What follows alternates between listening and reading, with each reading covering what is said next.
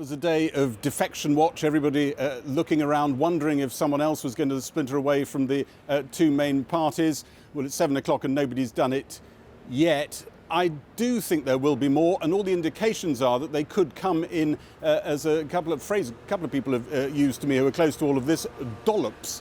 One of the other things that I think you could see, though, is some people doing stuff that isn't a full-blown defection, but which proves that the icebergs do have sort of fractures in them. So you can go a bit short of actually changing party. You could, for instance, do a statement of your own aims and values, or maybe even come together in a group and do that. Maybe even start commissioning policy in a group. And we could see things like that in the coming days and weeks. But the attention has been switching after 3 days of party realignment mania back to Brexit and the timetable. And the interesting thing there, the deadline that everybody's looking at in the short term, is Wednesday of next week, when there'll be votes in the House of Commons, and ministers, 4 of them cabinet ministers, have told the Prime Minister that they intend to vote against the party line in those votes if they haven't had concrete proposals since then that put them off that. They're not, as I understand it, these 4 cabinet ministers and others threatening to resign. They're telling the Prime Minister, we intend to defy you, we dare you to sack us. The amendment they're focused on is the one which could extend the date for Brexit. Theresa May is very wary of that, so she faces a race against time, trying to somehow defuse this time bomb ahead of Wednesday. Here's how the day went here as the focus switched a bit back to Brexit. The government today confirmed that by the time these goods get to Japan, there could be no trade agreement in place between the two countries. Attempts to roll over the EU treaty if Britain leaves without a deal have formally failed. The government published a country-by-country update of the rollover deal's to-do list, showing that with 36 days to Brexit, work ongoing appears again and again. The Trade Secretary Liam Fox had promised 40 deals would be signed by Brexit Day. So far, the total is 7. After 3 days of political realignment on live TV, the focus has returned to how Theresa May wins Commons backing for her Brexit divorce deal. Some cabinet ministers, including Amber Rudd, have told the Prime Minister they may back attempts next week to force the government to ask for a delay on the Brexit date, in effect daring the Prime Minister to sack them. So Mrs May has limited time to head them off. The European Commission President said a no-deal Brexit was looking quite possible. My efforts are oriented in a way that the worst can be avoided. But I'm not very optimistic when it comes to this issue. What I would say is that the threat of no deal is something that has deeply exercised people throughout the European Union. They're very worried about the consequences of it, and that was conveyed to us in no uncertain terms during the meeting. Okay, I think we're now... Jeremy Corbyn had just been meeting EU negotiator Michel Barnier in Brussels. When it comes to Brexit-inspired party splits back home, Mr Corbyn and his top team seem to have taken a much more brittle approach to defectors than the Shadow Chancellor, John McDonnell. Mr McDonnell's been making personal approaches to hostile Labour MPs, offering himself up for constituency visits.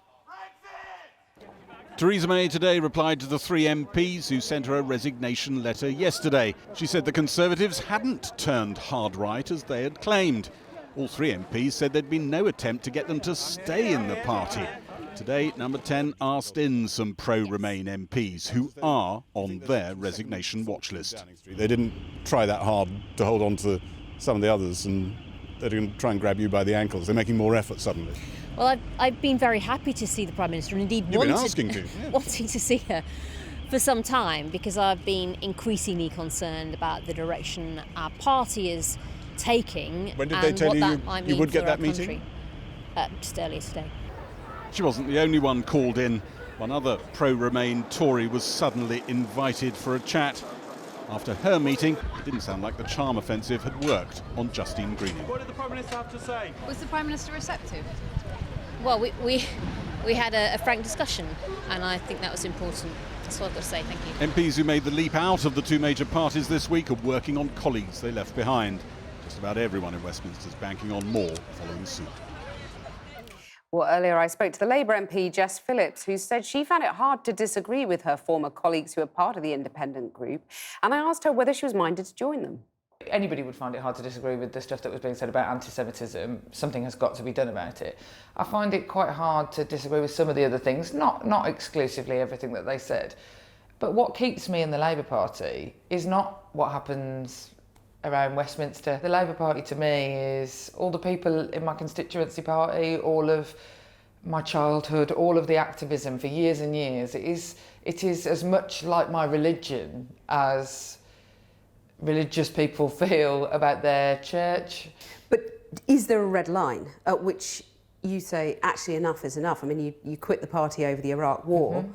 If Jeremy Corbyn, for example, doesn't back the second referendum that the Kyle Amendment is proposing, is that a point at which you and others go, OK, enough's enough, I'm out? I think that if Jeremy Corbyn doesn't make it very, very clear that a clear commitment to either a people's vote or the Kyle Amendment, which I think is a decent compromise, and follow what the membership of our party are telling us in really loud voice, then it's not necessarily my red line. My red line actually is Luciana's red line. My red line is the anti-Semitism. But I think that there's an opportunity for him, directly him, and it can't be done by other people around him, to really come out very, very strongly and say things like George Galloway would never be welcome in our party. To say things like what happened with the Labour Party students this week when they put Palestine Lives at the announcement of Joan Ryan leaving, that is anti-Semitic and it has to stop. I think Jeremy Corbyn, I would like to give him the chance to be really vocal and to stop feeling like he had to keep that constituency of the Labour Party happy and to show real strength. And if that doesn't happen, if people who write those sorts of things on Twitter, if people feel that they can still be part of the Labour Party, then that would absolutely be my red line. Brexit, and you'd be out and joining the independent group? Well, whether I join the independent group or I can't stand in an election for a party that I think is racist. And at the moment, I think that we have a chance to undo some of the terrible anti-Semitism that's been going on in the Labour Party, and I think it deserves a chance to get better, but its chances can run out. You've said anti-Semitism is the reddest of your red lines, but for other people, you suggested that it might be the second referendum. Yes, absolutely. How confident are you that the leadership will back the Kyle Amendment, the second referendum amendment? And if they don't, what happens? How many people leave? I think that the Kyle Amendment, the idea of backing a referendum on Theresa May's deal, is I feel confident that is the position that we're going to take going forward in the Labour Party. I feel confident that over the next week, the Labour Party will shift into a more a position that represents what its members want more. Two-word answer on this one. Do you feel closer to Jeremy Corbyn or Luciana Berger? I feel closer to Luciana Berger, without any shadow of a doubt. It was more than 2 words, but it was an answer anyway. What about Anna Soubry or Jeremy Corbyn? Oh, Jeremy Corbyn still, I think, although I really like Anna. She's a proper laugh. Do you think that there will be many more defections? I think there will be more.